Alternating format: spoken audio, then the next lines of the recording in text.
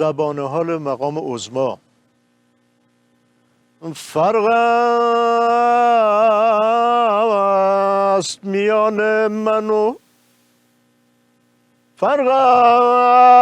میان من و پروانه در عالم.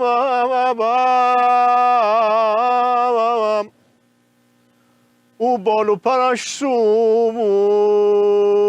ولی من صبر کن میرم ناکسه نمیخواد بگی دیگه این چیزا. همه فهمیدن که عضوای بدبخت رو به چه روزی دکتر انداختی. میخواستم بگم ولی من جگرم سوخت. اونجوری که تو خیزوار داشتی معلوم نبود چی میخوای بگی. خب ولش کن آی دکتر، وسط این هیروبیری پسا سلیمانی چرا مقام عظما بی مقدمه و بی محل به کشورهای دیگه میپره؟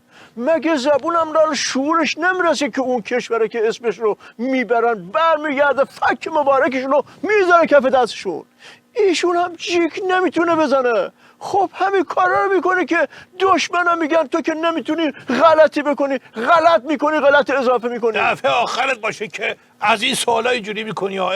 برو سر سوال بعدی با این سوال کردن. دکتر ببخشید، حاجی روحانی از چهارشنبه تا جمعه کجا بود که جمعه میگه تازه همین چند ساعت پیش خبردار شده؟ دهن منو بار نکن سر این. اون دفعه هم سر بنزین خودمون نگه داشتم هیچی بهش نگفتم. چرا وقتی خواستیم موشک بزنیم به پایگاه عین الاسد قبلش به همه خبر دادیم که خون از دماغ کسی نیاد؟ تو با این سوالات یک زهری رو میریزی که همه دکترای اورژانسی استراتژی جمع بشن با 2 پاتیل پادزر بازم نمیتونه عضو رو نجات بدن. خجالت هم خوب چیزیه. با توجه به حساسیت اوضاع که هر سوال بیجا میتونه نظام رو به باد بده و با توجه به سابقه خراب این جانب در طرح سوالات بیجا شما سوال کنین من جواب میدم. نه جواب دادن کار تو نیست، میزنی بیشتر خراب میکنی. من خودم سوال میکنم خودم هم جواب میدم. دکتر اینطوری که مسخرمون میکنن من میشم بیخاصیت بلا نسبت خودم مثل ظریف. پس نه سوال میکنیم نه جواب میدی، برنامه رو تعطیل میکنی. آی دکتر اینطوری میشیم عین حاجی روحانی که تا 3 روز سر موشک هیچی نگفت، بعدش هم گفت خبر نداشتم و نشنیدم. این خیلی ضایعه. این خیلی ضایعه ندیدی. ضایعه حال و روز مقام عضوای بدبخت بیچاره است که تا چند روز لالبونی استراتژی داشتن. آی دکتر از آموزه های خودتون بود که به مشنگه گفتن فکر نمی کردیم از داشت مشنگ ترم باشه تا اینکه تو رو دیدیم. گفت زکی هنوز بابامونو ندیدی. الان با تو درگیر نمیشم سر این چیزا که میزنی مقام عضوای زاره میکنی، ولی خوب شد بالاخره حال و روز عضوای بدبخت بیچاره دست تو بعد. حرف بزنه یه جور، حرف نزنه یه جور دیگه. دکتر راست میگین، ایوونه که عظما نه راه پس داره نه راه پیش، نشستن رو اره خیلی درد آوره. اگه مقام عظما در دوران پسا سلیمانی سرشون میذاشتن و میمردن ایول داشت. عظما که سهله، اگه همه پاسدار بسیجی هم ردیف سرشون رو میذاشتن میمردن باز بهتر بود وضعیت امروزشون. که دیگه تو خیابون نشنون فرمانده کل قوا استعفا. این که چیزی نیست، کاش فقط همین بود. ننگ ما رهبر الدنگ ما رو چی میگی؟ آیه دکتر من زهر میریزم یا شما؟ اینطوری که شما تصویر کردین الان باید از خدامون باشه که فقط بگن مرگ بر خامنه ای آبرومندانه تره. من میرم سر سوالات که جلوی زهرپاشی بیشتر شما رو بگیرم. چرا تلفات سنگین آمریکا رو در جریان عملیات بزرگ موشکباران بیابونهای اطراف پایگاهشون راحت اعلام نمی کنیم؟ یه بار میگیم تلفات از سر کولشون میره بالا، یه بار میگیم اصلا هدفمون تلفات گرفتن نبود و محظور شرعی داریم. بعد معلوم میشه موشکا رو زدیم وسط بیابون. خب شاید از ترس نظام سر به بیابون گذاشته بودن، تو چه میدونی؟ بعد معلوم میشه که از طریق محترمین عراق و دانمارک که هیچ مستقیما به دفتر حفاظت منافع آمریکا تو سفارت سوئیس گفتیم که مبادا خون از دماغ کسی بیادا. خب که می‌خواستید 52 جای دیگه رو بزنن تا بخوری؟ آیه دکتر نفر 2 نظامو زده، بعدم گفته دست از پا خطا نکنین، ما هم گفتیم چشم. تو نفس در جای گرم بلند میشه. مقام عضو گفته بود که زیر بار زور نمیره مگر اینکه زورش پرزور باشه. آیه دکتر ولی سلامی و اینا که تا همه اواخر میگفتن پاسخ